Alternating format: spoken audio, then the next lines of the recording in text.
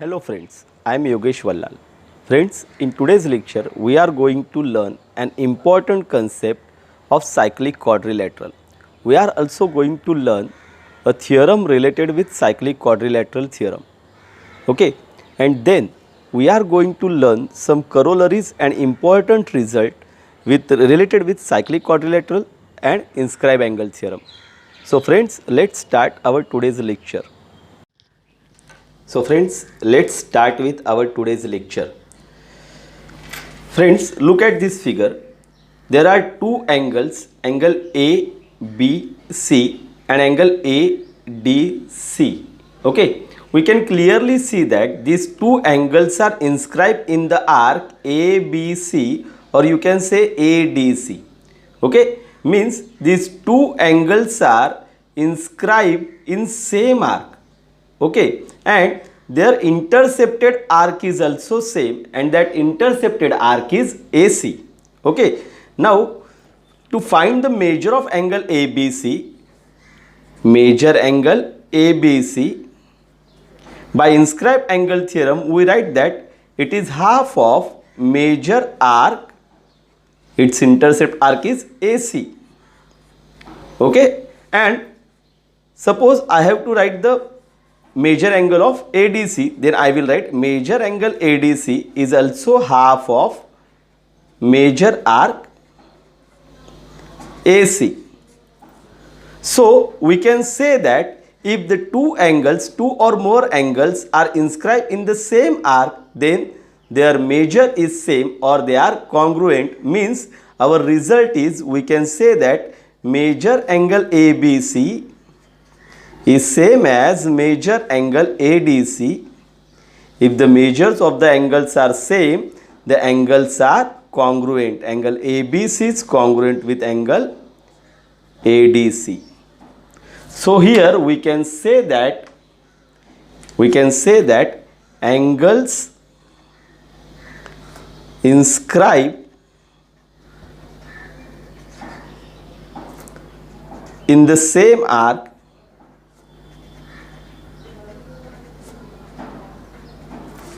are congruent. Okay, means angle ABC and angle ADC are congruent. We have taken just two angles, but if there are three or more angles inscribed in the same arc, then the result is same, that the angles are congruent. This is a corollary of inscribed angle theorem which we have seen in our previous lecture. Okay, so the first corollary is angles inscribed in the same arc are congruent. Okay, now let's see the another corollary. This is the first corollary. Okay, now see, if we observe this figure, here AC is diameter, we have given that AC is diameter, then we can say that then arc ABC is semicircle. Okay, arc ABC is semicircle. So the remaining arc is also a semicircle, and we know that measure of semicircle is 180 degree, and again by inscribed angle theorem we can say that major angle ABC is half of semicircle arc AC, semicircular arc AC, and therefore it is half of 180, so it will become 90 degree. So here we get the result that major angle ABC is half of major arc AC, which is nothing but semicircle. This arc is what? Semicircle. Okay, so its measure is 180 degree, and in this way we get angle ABC as right angle. We say angle ABC as right angle. So here we can say that angle inscribed in semicircle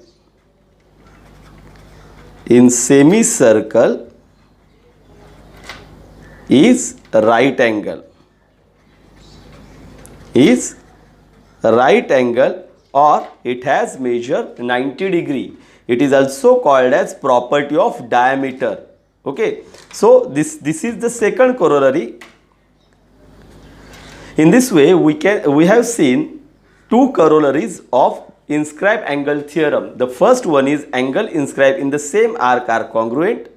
Okay, there may be two or more angles, but if they are inscribed in the same arc, then they have same measure. Okay, and the second corollary is angle inscribed in semicircle is right angle. Okay, it is also called as property of diameter.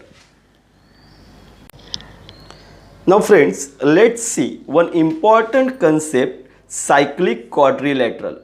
What is cyclic quadrilateral? As the name suggests, it is related with a circle and quadrilateral. So let's see what is cyclic quadrilateral. If all vertices of a quadrilateral lie on the same circle, then it is called a cyclic quadrilateral. This is the definition of cyclic quadrilateral. Let's see once again. Here A, B, C and D are the vertices of quadrilateral ABCD, and all these vertices are on the circle. Remember, in our first lecture we have seen what is circle. This border is called as circle. This is interior of the circle and this is exterior of the circle. So if the points are on the circle, then the quadrilateral is called as cyclic quadrilateral. So ABCD is called as cyclic quadrilateral if A, B, C and D, these vertices are on the circle. Okay, it is clear. Let's move ahead. Now we have to see an important theorem of cyclic quadrilateral. In exam, they may be asked the proof of this theorem, or there are questions of 1 marks, 2 marks or up to 4 marks depending which is based on theorem of cyclic quadrilateral. So the theorem is very most important theorem. So let's see step by step. First of all, we will see its statement. Opposite angles of a cyclic quadrilateral are supplementary. Okay, now there are some terms. Let's first of all see the explanation of that terms. Cyclic quadrilaterals, just we have seen that all the vertices should be on the circle. Okay, then opposite angles. Opposite angles means if I am talking about A, then its opposite angle is C. If I am talking about B, then D is its opposite angle. And the last part is are supplementary. What is meaning of supplementary? Supplementary means opposite angles, that is A and C, should sum up to 180, or if we add A and C, then we get the result as 180 degree. Okay, so let's start solving the theorem. Theorem is given in the book in the form of such fill in the blanks, or it is in the form of activity. So let's solve the theorem. So the given statement that quadrilateral dash is cyclic quadrilateral cyclic. Okay, so it is clear that here we can write ABCD, quadrilateral ABCD is cyclic quadrilateral. Okay, then to prove angle B plus angle D, their sum should be supplementary, means their sum should be 180 degree. Okay, then to prove the first statement is B plus D is 180 degree, but there is another pair of opposite angle and that is A and C.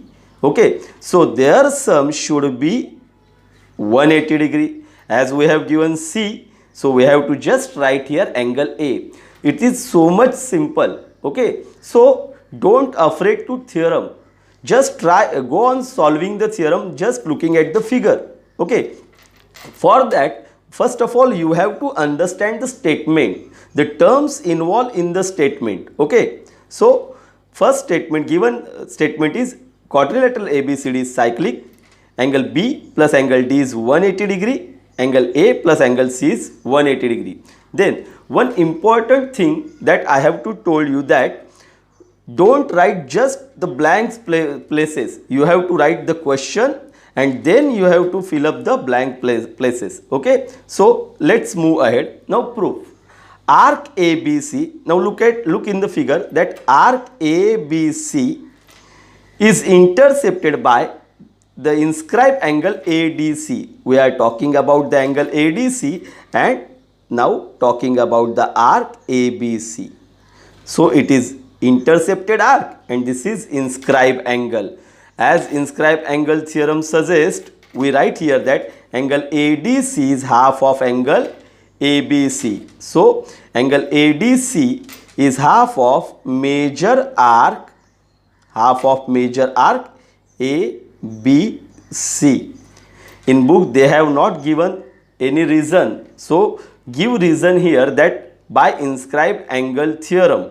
Okay.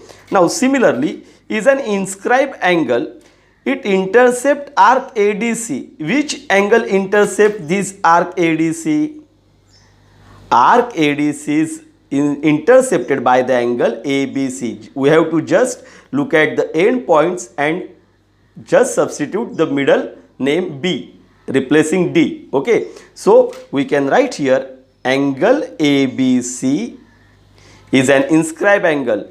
Don't confuse in the names. Here we are talking about arc ABC and here we are talking about angle ABC. So angle ABC, I put a different mark. Angle ABC is an inscribed angle and it intercepts the arc ADC. So we can write here that angle ABC, actually we should write major angle ABC, but as they have given angle ADC, I have written angle ABC. Angle ABC is half of arc ADC. Okay. Now let's move ahead. Now look here.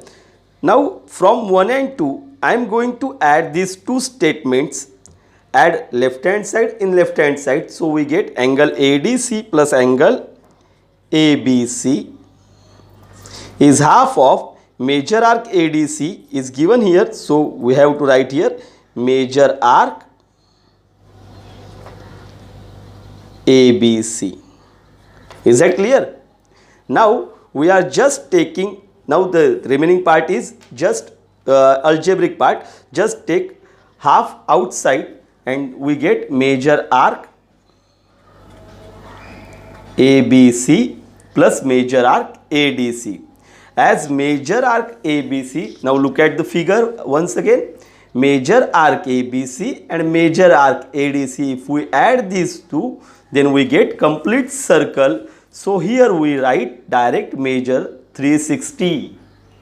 Okay, I have written that major arc ABC plus major arc ADC will become 360 because arc ABC and arc ADC constitute a complete circle.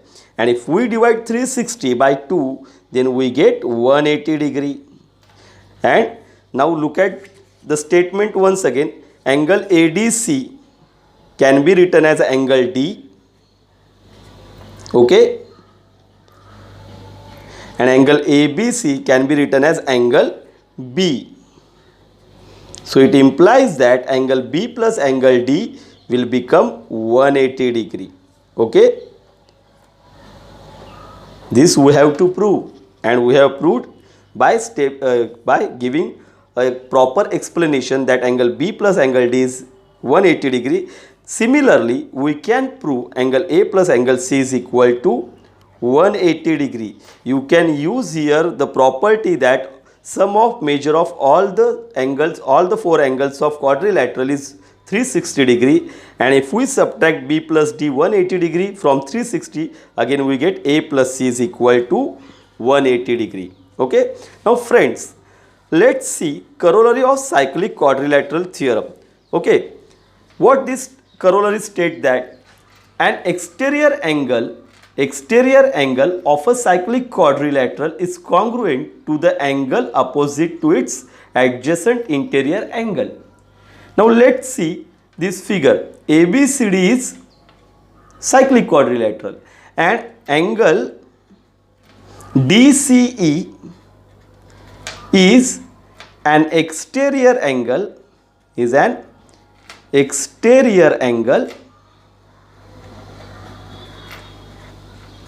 of quadrilateral ABCD.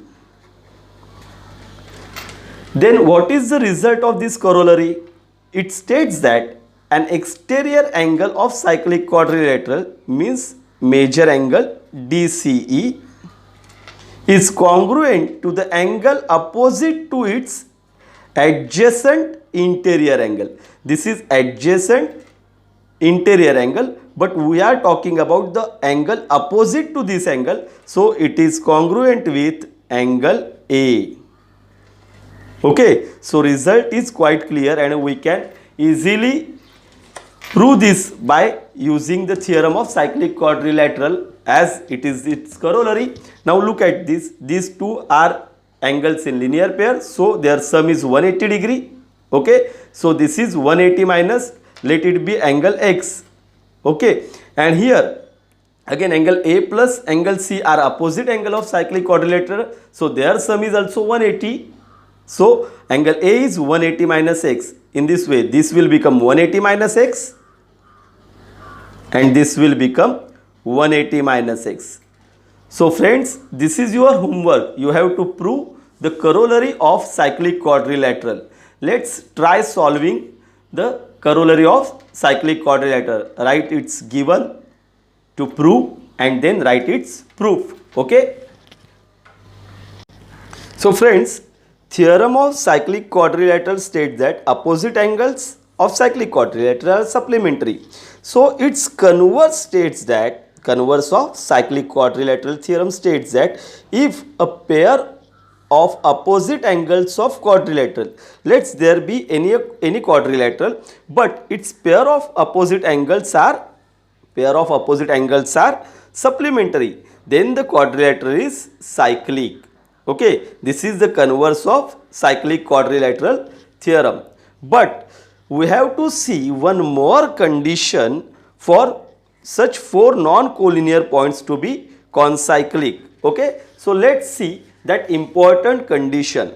Important condition for, as we know that 3 points, if we draw 3 points, then these 3 points are always there exists a circle which pass through these 3 points. This we have seen in 9th standard. Okay, but if there are 4 non-collinear points, then there should be a condition to be fulfilled to be the points to be concyclic. Okay, so let's see what is that condition. If 2 points on a given line, suppose A and D are the 2 points on the given line, then subtend equal angles at 2 distinct points, means angle ABD is congruent with angle ACD. Let's see once again, if 2 points on a given line, that is A and D, subtend equal angles, angle ABD and angle ACD, which lie on the same side. This is important. If angle ABD is here and angle ACD is here, then it will not fulfill the condition. The angle should be on the same side of the line. Then the 4 points are concyclic, means there exists a circle which pass through the given points. Even we didn't see the circle here, but we can say that there exists a circle which pass through these 4 points. So look here, there is a circle which is passing through point A, B, C and D. Okay, means the meaning of this statement is that 4 points are concyclic if these angles are congruent. Okay, there exists a circle passing through these 4 points, and the another meaning of the statement is that the given 4 points form a cyclic quadrilateral. Okay, you may say that this is a test for cyclic quadrilateral. Okay, now friends, let's solve some problem based on these concepts. So friends, let's solve some problem based on our today's concept. I am going to solve problem number 3 from practice set 3.4. We have given that quadrilateral MRPN is a cyclic quadrilateral and major angle R is 5x minus 13 degree and angle N is equal to 4x plus 4 degree. Find measure of angle R and N. So as MRPN is a cyclic quadrilateral, MRPN is cyclic quadrilateral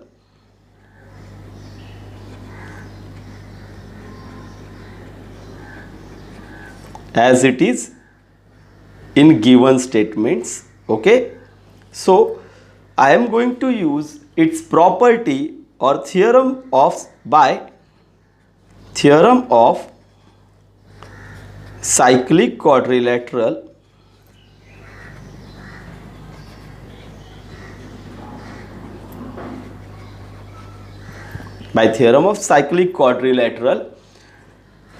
opposite angles of cyclic quadrilateral are supplementary.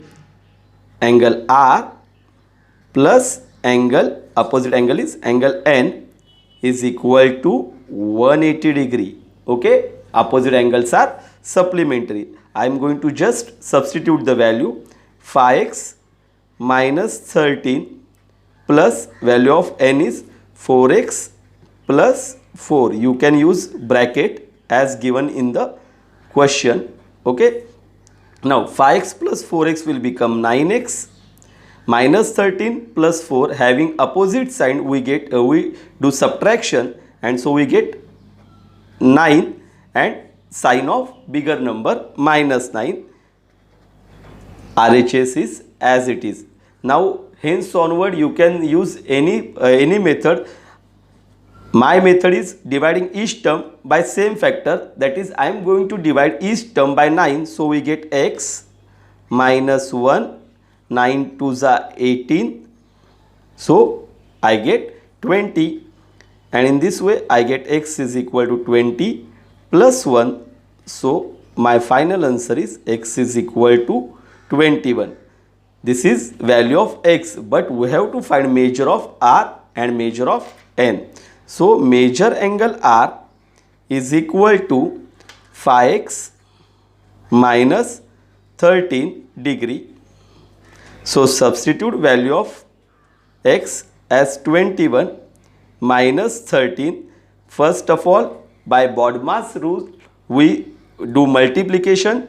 21 5s are, we get 105 minus 13. So our answer will be 92 degree. 105 minus 13, yeah, it's 92 degree. So major angle R is equal to 92 degree. Okay, again to find major angle N, you can use two methods. Substitute value in this or just subtract 92 from 180. Okay, this is also a simpler method, as we know that. Give this as number 1. Substitute value of R is 92, so we get 180 minus 92, that will become 88. So I will write major angle R plus major angle N is equal to 180 degree. From 1, I am deliberately using another method just to show that maths is very simple. We can use various methods. Don't stick to any one method. Okay, make problem simpler and try to solve it. Okay, I know that multiplying 4 by 21 and then adding 4 is quite tougher than subtracting just 180 minus 92. Okay, and this will become 88. Here we can use again a simple method, that subtract 90 from 180, we get 90, and then subtract 2 from that 90, we get 88, and in this way we get angle N is equal to 88 degree.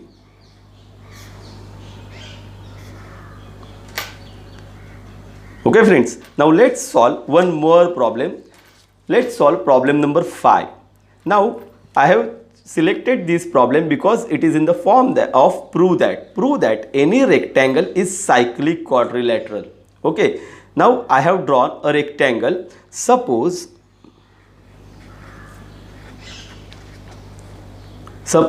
ABCD, quadrilateral ABCD is a rectangle.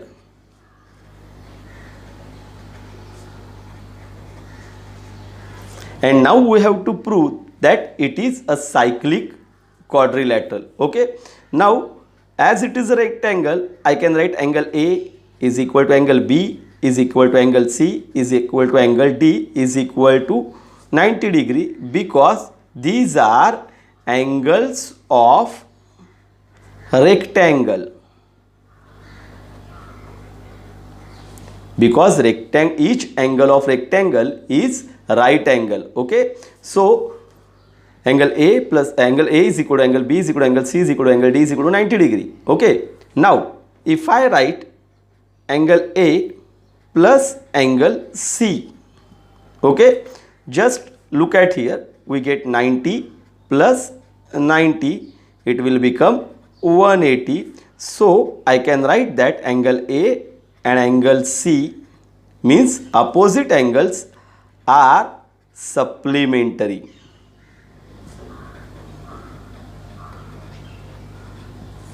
Therefore, by converse of cyclic quadrilateral theorem,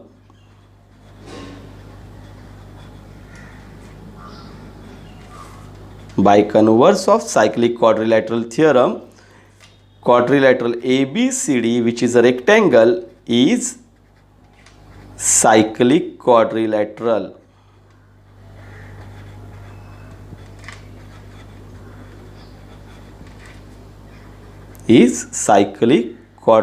Just highlight your final answer. Okay. So friends, in today's lecture we have seen various important concepts and solved some problem from practice set 3.4. I hope you have you like the lecture. If you like the lecture, then don't forget to share it with your friends, and don't forget to subscribe my channel if you have not subscribed till now. Okay friends, thanks for watching and stay home, stay safe.